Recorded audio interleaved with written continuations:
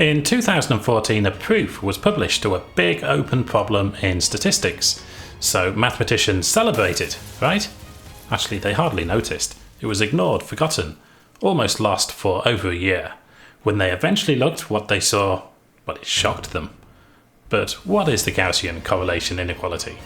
And what was the simple trick that Thomas Royen used to solve it? And why were mathematicians left kicking themselves that they had never discovered it before? Welcome to Almost Sure.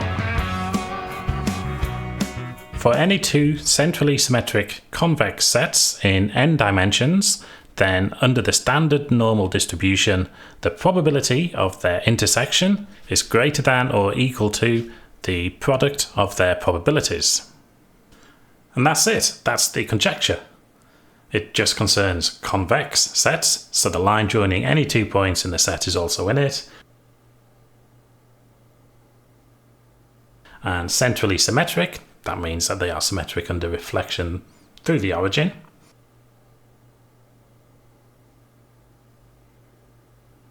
And a random vector is standard normal or standard Gaussian if each of its components are independent, normally distributed with zero mean and variance 1. Then the probability that x is found in both A and B is at least as large as the product of the probabilities of being in A and being in B. If A and B were independent events, then it would equal the product, so that's zero correlation. The inequality is saying that the correlation is always positive, or zero. Negative correlations are impossible. This is so simple and fundamental. It can't be that difficult to prove, surely? Yeah, right. People struggled in vain for over 50 years trying and failing to prove it. And what's even more crazy is that the eventual proof followed from a small trick. Ingenious, but so simple it was almost embarrassing. It's fair to say that mathematicians were shocked. How did they all miss it before? In this video, I'll explain Royen's trick and how it solved the conjecture. First though, here's a very nice article in Quantum magazine about the solution, with intriguing details like that Thomas Royen was actually retired at the time and had the idea of the proof while brushing his teeth one morning, and how it was almost completely ignored at first. Well, there have been plenty of false proofs published before, and this one was in an obscure journal, and it just seemed simple, too simple. It really didn't bode well. Some British newspapers also reported on it, like The Independent. Retired German man solves one of the world's most complex maths problems with a simple proof. Okay, it's not that complex. And illustrated by a blackboard with E equals MC squared on it. The Daily Mail also reported on the proof. Again with one of the world's most complex maths problems, and again with a blackboard with unrelated maths. Well, a big mess, which I guess is supposed to look like maths, and a stock image of a toothbrush, which obviously helps, and maths problems that stumped the world. The Daily Mail isn't the place to get your maths or science news, or any other news for that matter. On a brighter note, Dick Clipton's blog has an interesting write-up of the background to this result, and I even wrote about it myself on my blog, both before Royen's proof and after it. Now, going back to the statement of the theorem, we didn't really need to use the standard normal distribution. That was just for convenience. Actually, it works the same way for multivariate normal distributions, with any correlations between the coefficients. In fact, if x is multivariate normal, then its components can always be expressed as linear combinations of some fixed set of independent normals of variance 1 and mean 0. Well, it can so long as x is centered, meaning it has zero mean.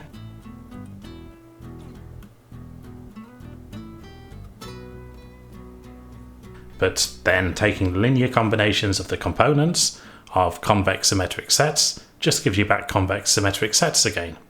So the inequality for our centered Gaussian x is the same thing as for the standard normal z. Doesn't make any difference.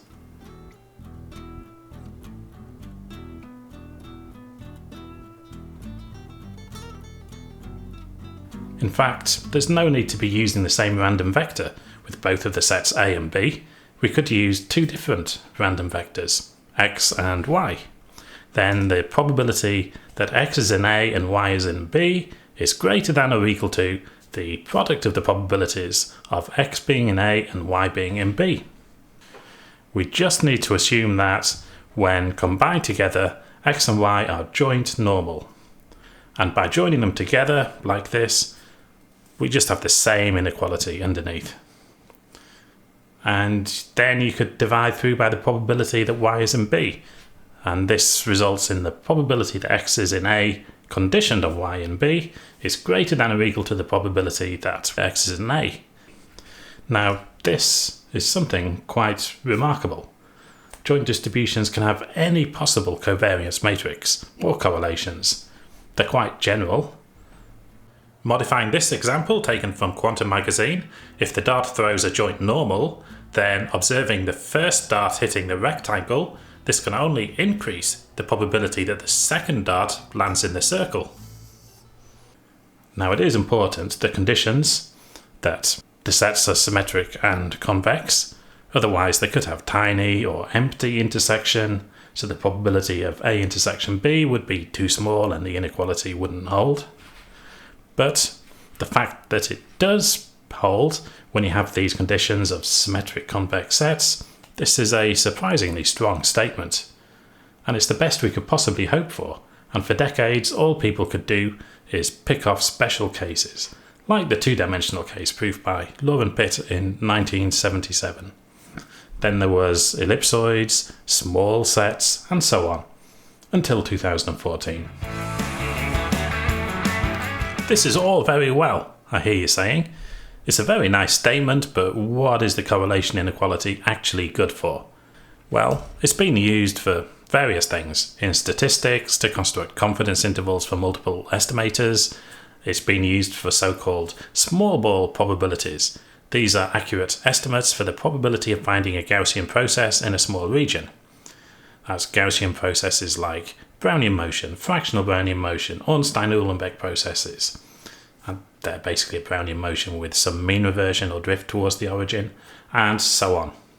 And we often have probabilistic bounds on how big such a process can get.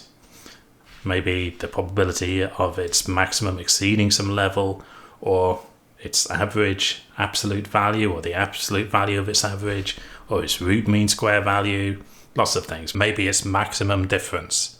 Whatever. The Gaussian correlation inequality tells us that the same bounds will work even if we condition the process on hitting zero at a fixed future time, like with a Brownian bridge.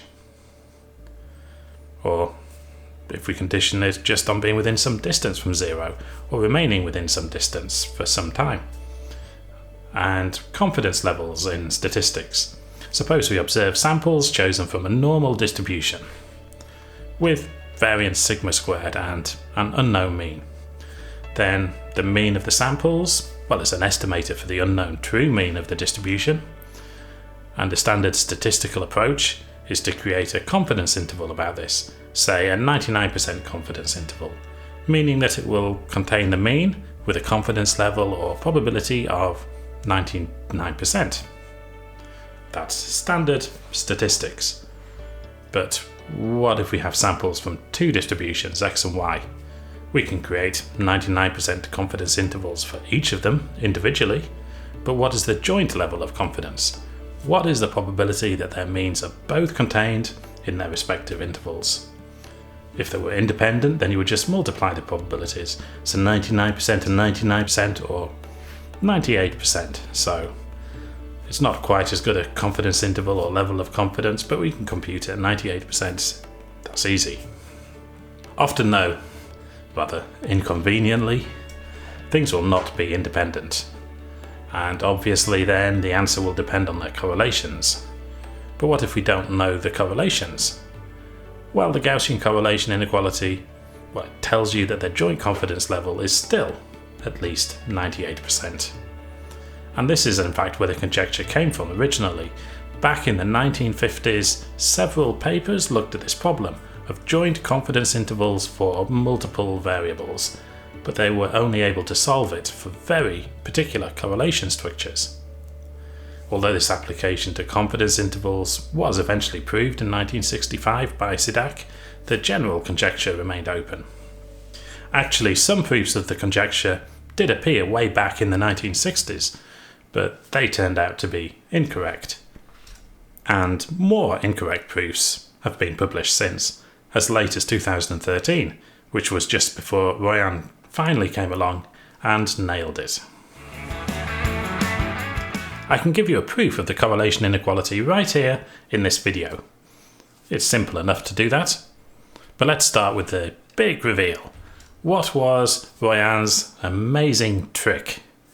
What we do is we take our random, normally distributed vector x, and we take the squares of the components. Genius, right? Okay, there's some further steps. But with this slight change of perspective, everything works out. And I'll call this z. You may call it z, that's up to you. But why didn't anyone try this before? Well, maybe they should have, but it doesn't look like it will work out. In fact, it just looks like it makes everything much, much worse. This transformation mapping a vector to the vector of the squares of its components, that doesn't play well with either normal distributions or with convex sets. Normal distributions are nice. Apply a linear transformation or change of basis, it's still normal. And apply a linear transformation to a convex set, it's still convex. We destroy all that symmetry by looking at the squares.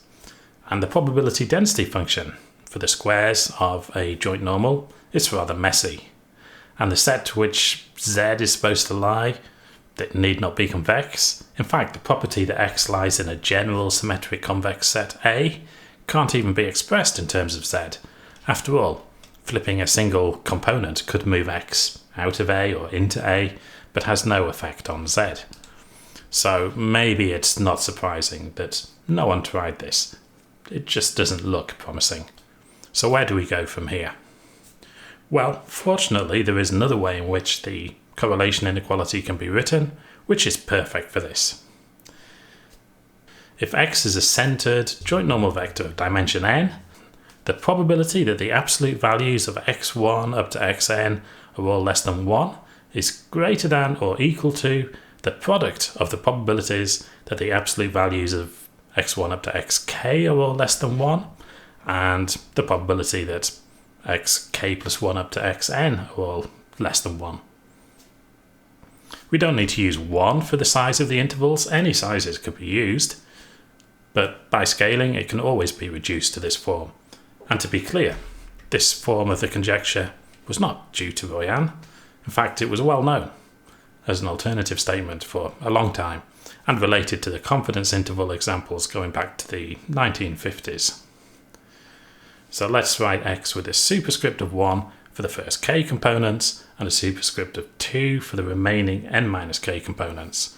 Then the statement looks like the usual form of the conjecture, but the sets A and B now are hypercubes. So it is a special case of the Gaussian correlation inequality, and in fact it's known to be equivalent to it.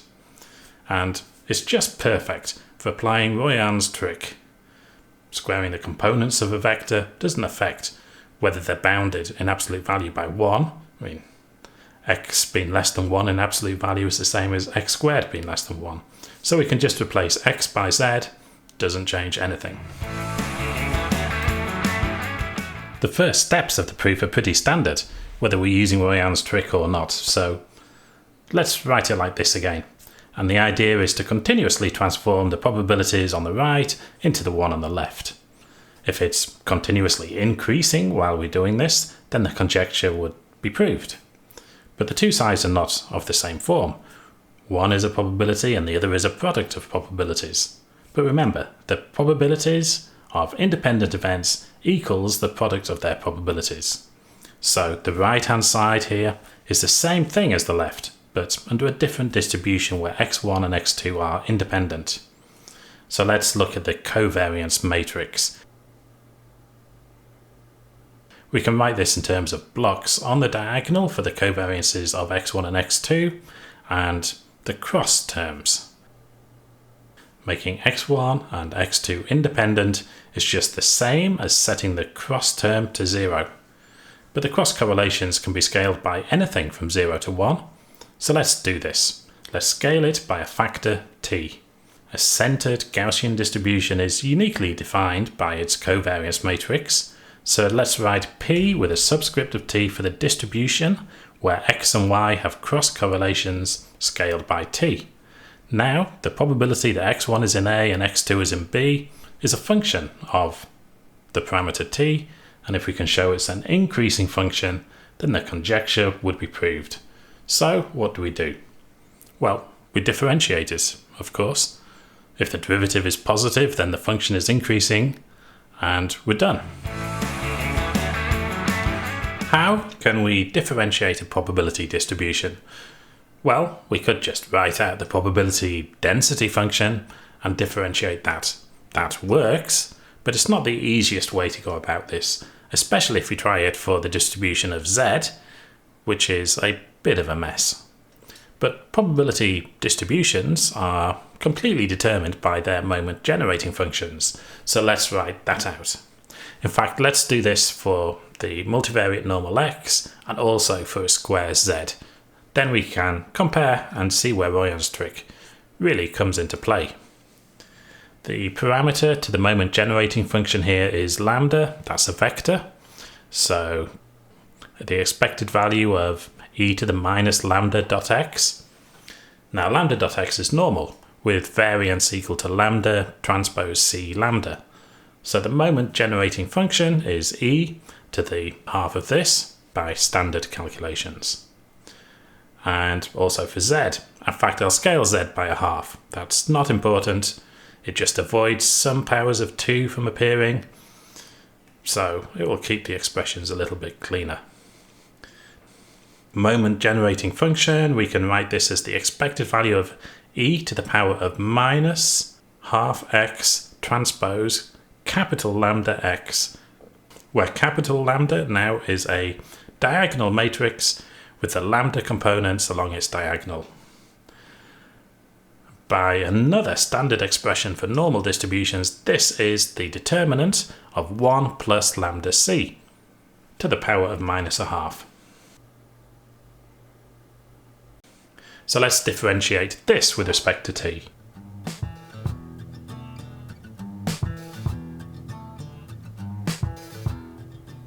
For x, this just scales the generating function by half lambda transpose c lambda. That's a quadratic in lambda.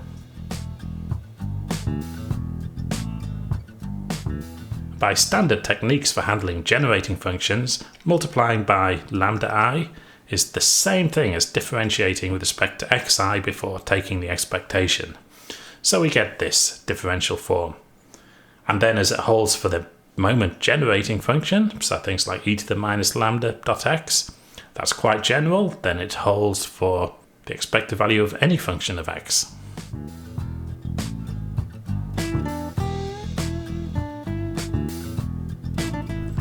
So let f be the indicator function of a hypercube and plug this in.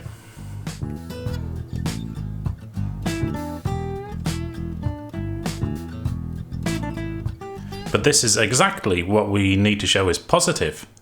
And to do that, let's show that these terms are positive.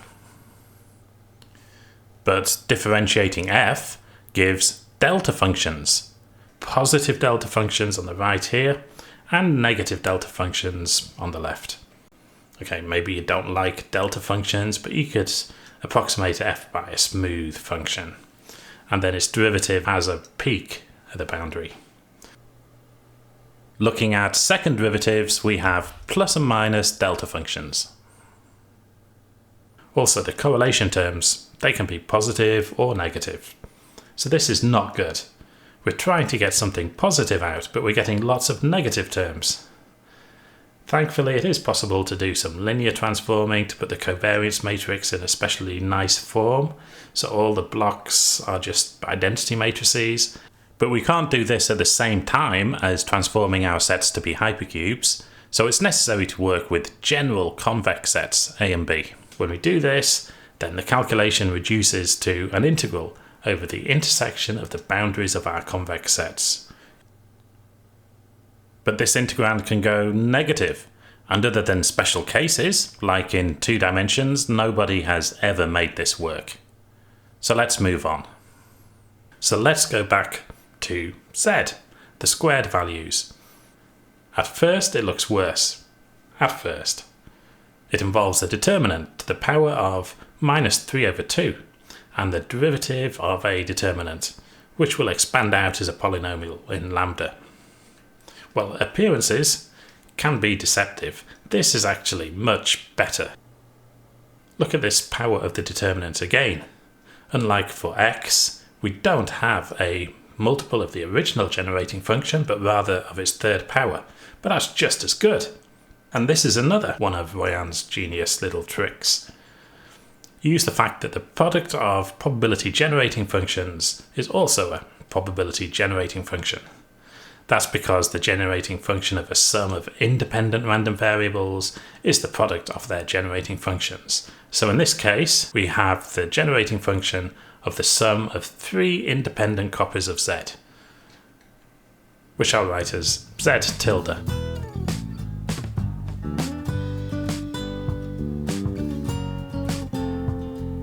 Now this is looking very much like the same thing as we had for x. The differences are we have a new distribution, z tilde over here, and the determinant is a polynomial in the coefficients of lambda, not necessarily quadratic, but it's a similar idea. By the way, Royen referred to these distributions, which are the squares of joint normals and sums of independent copies of these, as multivariate gamma distributions. And he presented his proof in terms of these, which makes this a little bit more general, hence why he calls it an extension in the title of his paper. But that's not important right now. The next thing we do is we expand out the determinant, like so.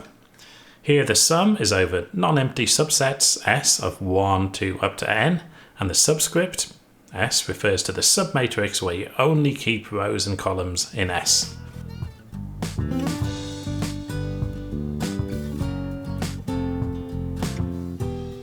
Now this might seem like a little bit of magic, and it is a clever thing for Royen to pull out from his big bag of tricks, but it's quite a standard expansion. It's just extracting out product of lambda terms from the definition of the determinant.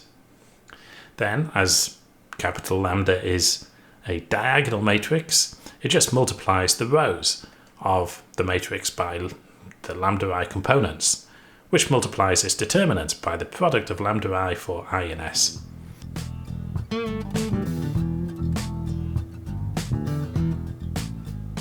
Then, exactly as we did for x, multiplying the generating function by lambda I is the same as differentiating with respect to x of I, or z tilde of I in this case. I'll write these derivatives as minus delta superscript s. And as it holds for generating functions, it holds for all functions f.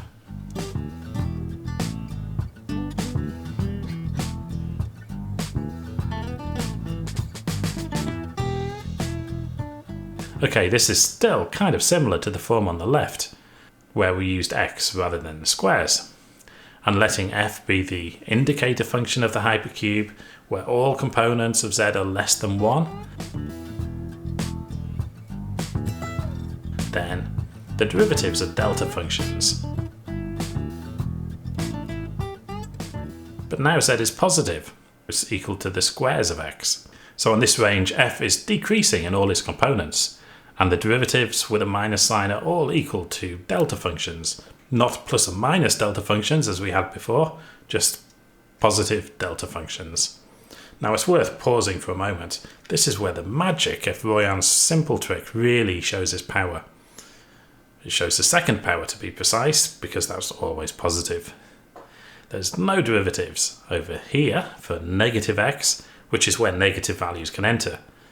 It's such a simple thing, but it eliminates all negative values, giving the long sought after inequality.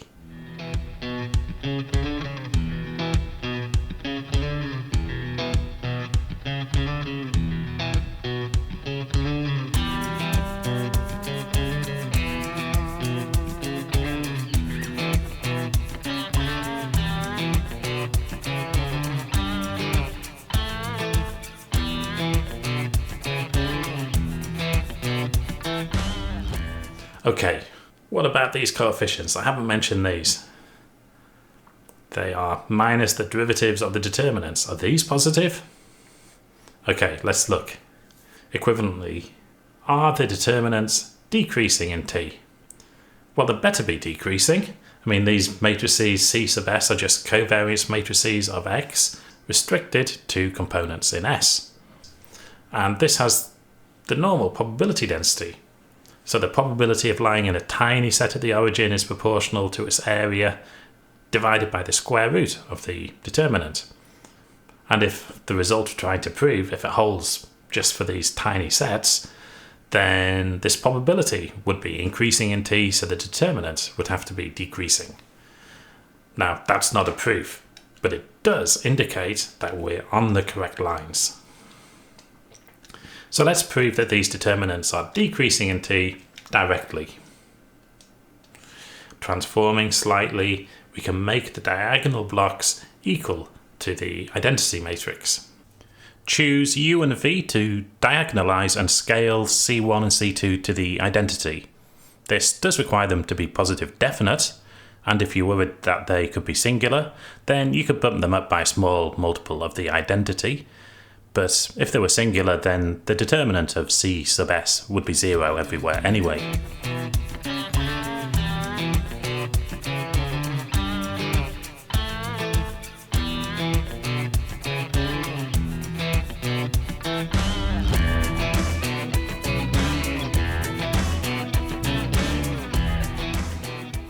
And with a little bit of matrix manipulation, taking multiples of the first k rows from the rest, and the same for the columns, we eliminate the off-diagonal blocks.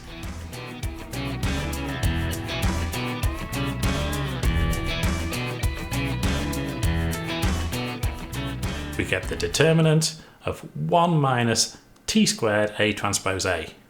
This is still a covariance matrix, so it's positive, semi-definite.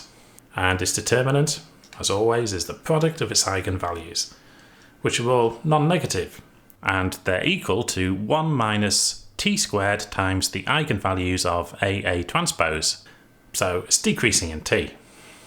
So the determinant is a product of non-negative decreasing eigenvalues, so itself is decreasing in T.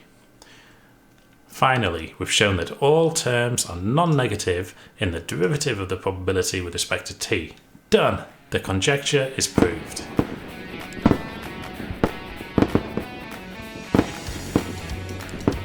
Phew, that was quite something.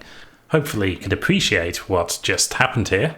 It was a bunch of cunning tricks, but they all relied on Royen's change of perspective to the squares of the random variables. Quite a lot for a YouTube video, although none of these steps are difficult for a professional mathematician. But until Royen, none of them spotted that you could do this using the squares and that this eliminates all the nasty negative terms from cropping up. Maybe these ideas can be used to solve other interesting problems too, and maybe the Gaussian correlation inequality has applications that we haven't even thought of yet. In fact, I bet it does. Too few people even know of this incredible result.